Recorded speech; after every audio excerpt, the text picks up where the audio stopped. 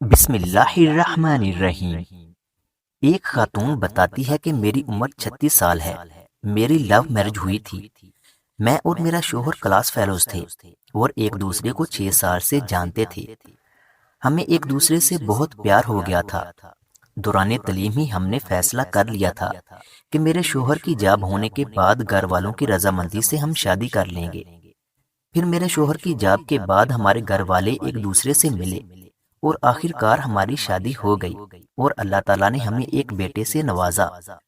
مجھے کالج کے زمانے سے ہی اندازہ تھا کہ میرے شوہر مزاج کے تیز ہیں۔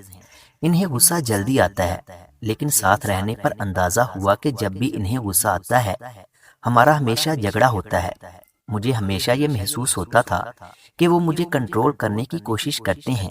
جب بھی جھگڑا بڑھ جاتا تو میں اپنے بچے کو لے کر میکے چلی جاتی اور میرے میکے والے مجھے سہارا دے دیتے، مجھے تسلیاں دیتے کہ اس نے تمہیں کیا لاوارث سمجھ رکھا ہے۔ میری بہنیں فون پہ میرے شوہر کو بہت ساری باتیں سناتی جو وہ چپ چاپ سن لیتا۔ بہرحال صلح صفائی ہو جاتی اور میں گھر آ جاتی تھی، لیکن یہ بات ہم دونوں جانتے تھے کہ ہم دونوں ایک دوسرے سے پیار کرتے ہیں اور میں اپنے شوہر کو کبھی بھی نہیں چھوڑنا چاہتی۔ لیکن ہر جھگڑے کے دوران انہیں یہ ضرور کہتی کہ اگر مجھے چھوڑنا ہے تو چھوڑ دیں۔ میں جانتی ہوں کہ یہ سب میں صرف اپنی انا کو بلند رکھنے کے لیے کرتی تھی۔ ایک بار ہمارا جھگڑا اتنا بڑا کہ انہوں نے پہلی بار مجھ پہ ہاتھ اٹھایا اور گھر سے باہر نکال دیا۔ میں سیدھا اپنے میکے چلی گئی۔ میرے گھر والے مجھے لے کر سیدھا پولیس اسٹیشن چلے گئے اور پھر میرے شوہر کو پولیس نے گرفتار کر لیا۔ سسرال والوں نے مجھے کیس واپس لینے کے لیے کہا۔ میرے شوہر نے مجھ سے معافی مانگی اور کہا کہ آئندہ یہ سب نہیں ہوگا۔ میں نے کیس واپس لے لیا اور واپس اپنے گھر چلی گئی۔ 3 ماہ بعد ہمارا پھر سے جھگڑا ہو گیا اور میں ہمیشہ کی طرح بچہ اٹھا کر اپنے میکے چلی آئی۔ 2 دن کے بعد مجھے خبر ملی کہ میرے شوہر ہسپتال میں ہیں۔ میرے گھر والوں نے مشورہ دیا کہ مجھے انہیں دیکھنے جانے کی کوئی ضرورت نہیں، بلکہ میری بہنوں کا کہنا تھا کہ یہ سب ڈرامہ ہے، تمہیں ایموشنلی بلیک کرنے کے لیے۔ وہ 1 ہفتہ ہسپتال میں رہے۔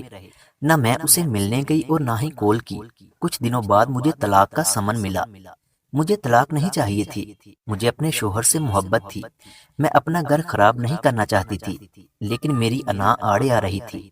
مجھے لگا کہ طلاق کا منع کر کے میں نیچی ہو جاؤں گی۔ میں نے انہیں کال کی کہ جب چاہیں طلاق لے لیں، میں بھی اس جہنم میں نہیں رہنا چاہتی۔ کورٹ میں ہمارا کیس آسانی سے نمٹ گیا۔ میرے شوہر نے میری ساری ڈیمانڈز، بچے کی کسٹڈی اور خرچہ دینا قبول کر لیا۔ ان کا کہنا تھا کہ وہ میری سب باتیں ماننے کے لیے تیار ہیں، انہیں صرف طلاق چاہیے۔ اس طرح جولائی 2009 میں میری طلاق ہو گئی۔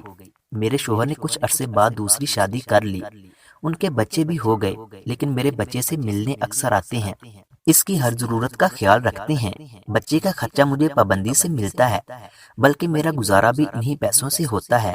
میں اپنے بچے کے ساتھ میکے میں رہتی ہوں۔ میرے تمام بہن بھائی اپنی اپنی زندگی میں خوش ہیں۔ میری وہ بہنیں جو خود فون کر کے میرے شوہر کو باتیں سنایا کرتی تھیں، وہ اب مجھے ہی قصوروار ٹھہراتی ہیں۔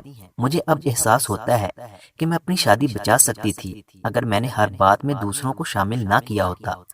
کبھی کبھی ہمارے خیر خواہ ہی ہمیں ڈبوتے ہیں۔ میں ابھی بھی یہ نہیں کہہ رہی کہ میرے شوہر یا میری غلطی نہیں تھی، لیکن ہمارے جھگڑے اتنے بڑے نہیں تھے جن کی وجہ سے طلاق لی جاتی۔